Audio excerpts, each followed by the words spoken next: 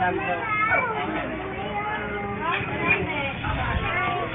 Para sa aking mga pamilya, isang pinagpalang Pasko sa inyong lahat. Sa araw na ito, ay buong puso tayong magpasalamat sa Diyos para sa pinakadakilang handog niya sa atin.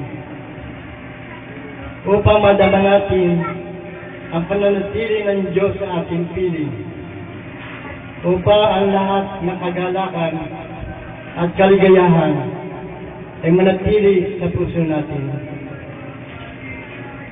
Panginoon, huwag sanang tulutan na magkaroon ng hindi karapat-dapat dito sa ating pagdiriwang ng Pasko.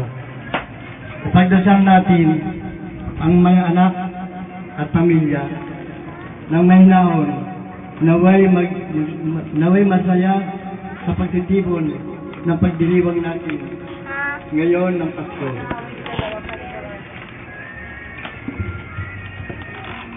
Panginoon Yesu Kristo, aming Hari, ipadamo mo sa amin ang iyong pag-ibig sa pamamagitan ng sakramento ng iyong katawan at dugo.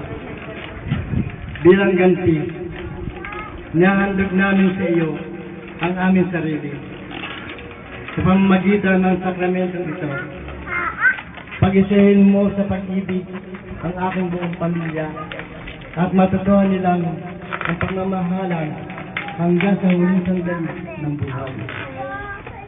Sa pagtanggap namin ng iyong banal na pagkain, inatamo namin ang biyaya at ng pagmamahal katulad ng pagmamahal mo sa amin. Makilala sana namin habang kumakain sa hapag ng piging ng lahat ng tao at mga kapatid namin kay Kristo. Huwag mong pahintulutan na magkakaiba-iba ng lahi, kulay at pananampalataya. Makabawas sa amin ang labos na pagmamahalan.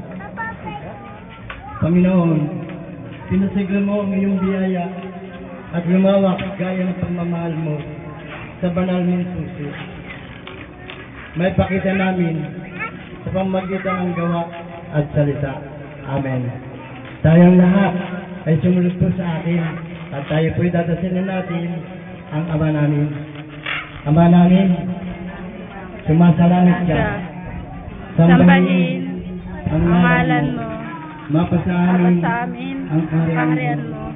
Sundin ang loob mo dito sa lupa para sa langit.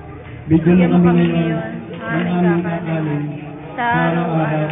Patawarin mo kami sa aming nasala para nang nagpapatawad namin nagkakasala sa amin.